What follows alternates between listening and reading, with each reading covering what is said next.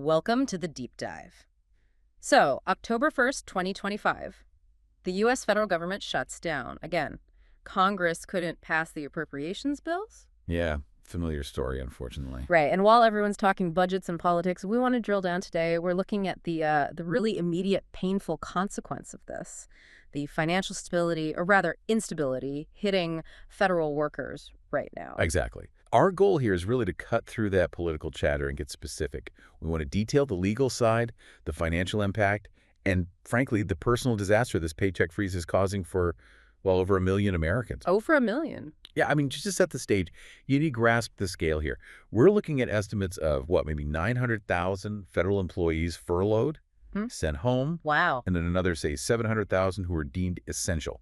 They have to keep working, but they're not getting paid immediately. So add that up. That's 1.6 million people whose income just got thrown into jeopardy overnight. 1.6 million. It's a staggering number. It really is. So let's unpack that right away, because the first thing an agency does when funding lapses, that sort of dictates who gets hit how, right?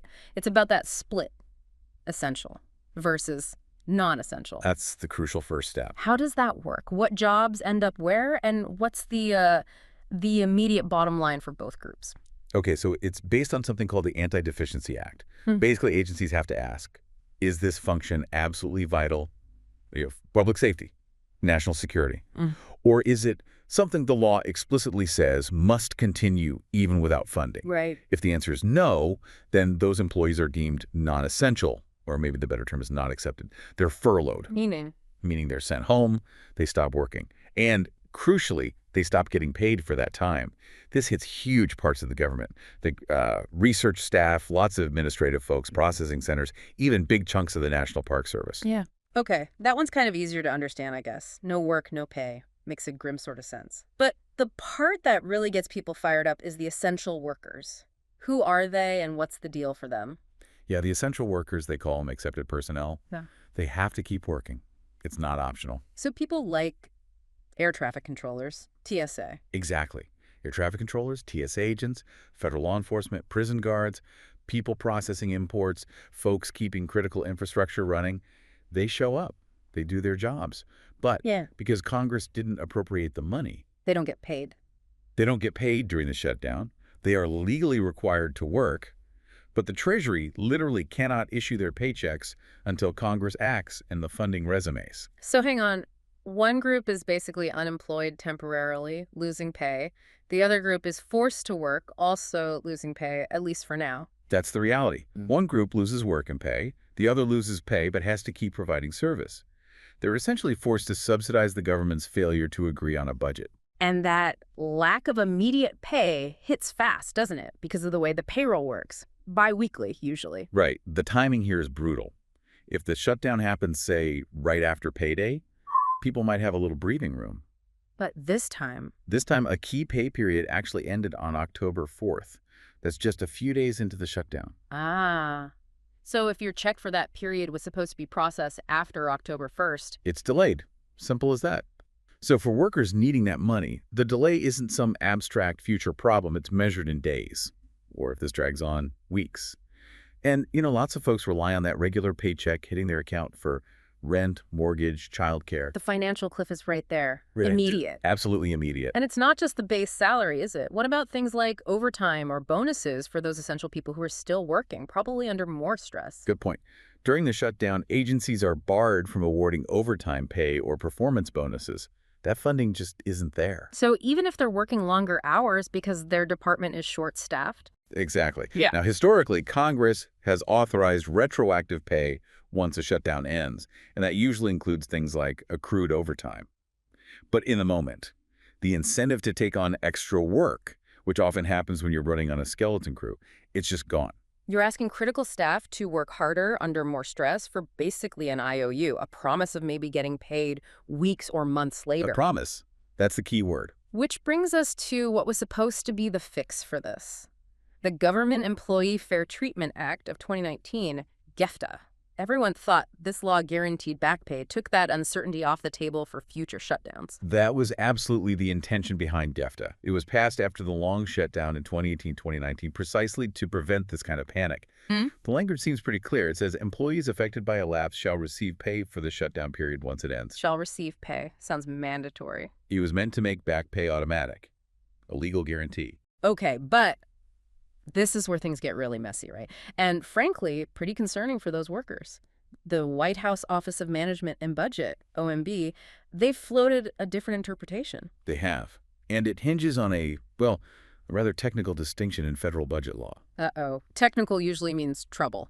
Well, OMB is basically arguing this. They're saying, yes, JEFTA authorizes the back pay. It creates the legal obligation for the government to pay it. Okay.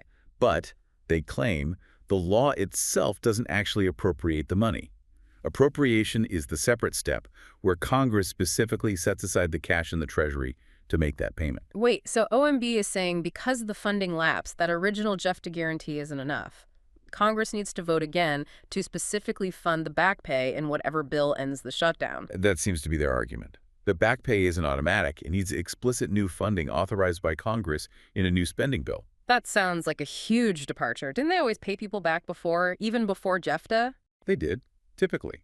Congress always included in the legislation to reopen the government.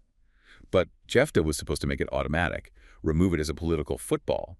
This OMB interpretation puts it right back into play. So what's the reaction? Is this OMB genuinely worried about the legal interpretation, or is it, a political tactic, leverage? It's definitely caused a firestorm. Yeah. Because whatever OMB's intent is, the result is massive uncertainty for workers right now.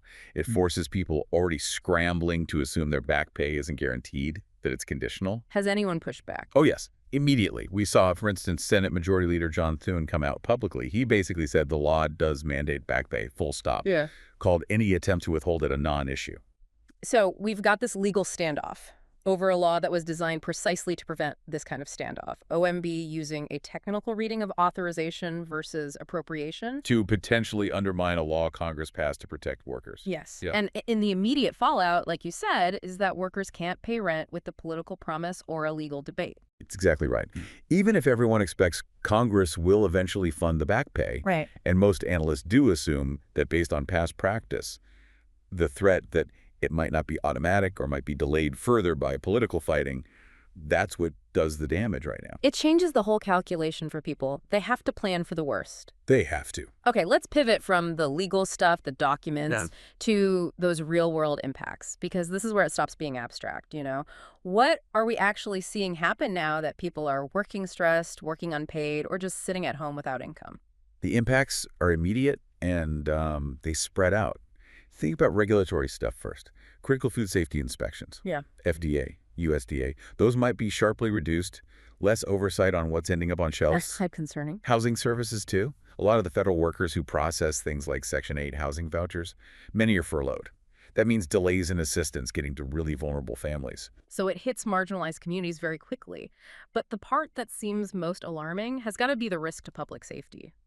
When essential folks are under this kind of financial duress, you mentioned air traffic controllers before. That's probably the highest stakes example, yeah. Air traffic controllers, TSA agents, they are essential. They cannot legally strike or just walk off the job. But think about it. If you can't pay your mortgage, if you're worried about feeding your family, how focused can you be on a job that requires absolute concentration? Morale must plummet. It does. Yeah. And we're already seeing some concrete evidence that this stress is affecting performance. Reports of increased sick calls, more unscheduled absences at several major airports. And we're not just talking about inconvenient delays here, are we? The source material we looked at mentioned an actual disruption, an airport where operations were impacted because no controller was available. That's right. One specific incident cited where the lack of an available controller directly disrupted operations. That's not just an inconvenience.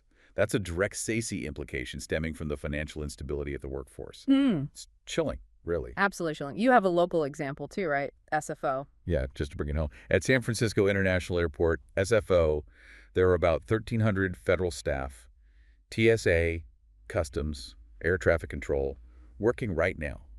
without a guaranteed paycheck date. 1,300 people in one airport under that stress. When you layer that kind of severe financial worry onto already high-stakes jobs, the whole system becomes fundamentally less safe. It's unavoidable. And the economic damage spreads out too, right? It's not just the Okay. 1.6 million federal workers feeling the pinch. No, absolutely not. You have to remember all the private companies, the contractors, the suppliers who do business with the government. Their payments stop too. Exactly. When agencies shut down or can't process payments, those contracts don't get paid or payments are severely delayed. This ripples through the private sector. It often hits smaller businesses harder, the ones that really rely on those government contracts to make their own payroll. So it's like a hidden tax from the shutdown spreading the pain. That's a good way to put it. Yeah. And analysts estimate this costs the broader economy billions. Billions in lost output every week the shutdown continues, just from lost productivity and reduced business revenue. Okay, let's touch on some of the maybe long shot risks, things that raise the stakes even higher if this drags on. You mentioned military pay earlier. They're usually protected, aren't they? Traditionally, yes. Congress almost always passes separate legislation quickly to make sure active duty military personnel continue to get paid during a shutdown. It's seen as untouchable. But But given how contentious this shutdown is, and especially with OMB raising questions about the civilian back pay guarantee under JEFTA, some more extreme political voices have actually floated the idea. floated what idea? The idea of making military back pay discretionary too, removing that historical automatic guarantee, basically suggesting that even military pay could become a bargaining chip if the impasse goes on long enough. Wow, that would be unprecedented in modern times, wouldn't it? Completely unprecedented. It would Yeah. shatter norms and you'd imagine cause a massive crisis in morale and readiness. The fallout would be enormous. Huge. Now, the general consensus is it would probably never actually happen. The political blowback would likely be too severe. But the very fact that some factions, reportedly some Republicans, are even talking about applying that kind of discretionary standard to military pay, it just shows you how high the political stakes are being pushed this time. It makes everything feel conditional. Okay, so bringing this all together, what does this mean for you, the listener? And more importantly, what can the people actually affected by this do right now? Well, the obvious solution, the critical path forward, is for Congress to act. They need to pass a comprehensive appropriations bill, one that doesn't just reopen the government, but also explicitly reaffirms and funds the back pay commitment, essentially overriding that controversial OMB interpretation. Make JEFTA stick, basically. Make it stick. Remove the doubt. And in the meantime, for that individual worker who's got rent due next week, There are a couple of practical things. First, they should absolutely look into state unemployment benefits right away. can furloughed federal workers get unemployment? In some states, yes. The rules vary state by state, but many do allow furloughed federal employees to collect unemployment. It offers at least some immediate cash flow, even if it's partial. That's crucial information. Any catch. The main catch is that usually those unemployment benefits have to be repaid once the worker eventually receives their retroactive back pay from the federal government. So it functions more like a temporary interest-free loan from the state, not free money, but it can bridge the gap. Okay, so check state unemployment rules. Anything else? We're also seeing, as usual in these situations, unions and legal advocacy groups stepping up. They're fighting for clarity on the back pay issue, defending worker rights, providing resources. It really highlights how important that kind of collective action and representation is during a crisis like this. Right. So if we boil this deep dive down, the core message seems to be about the real danger when political maneuvering and sort of technical legal arguments are weaponized against people's basic financial stability. I think that's fair.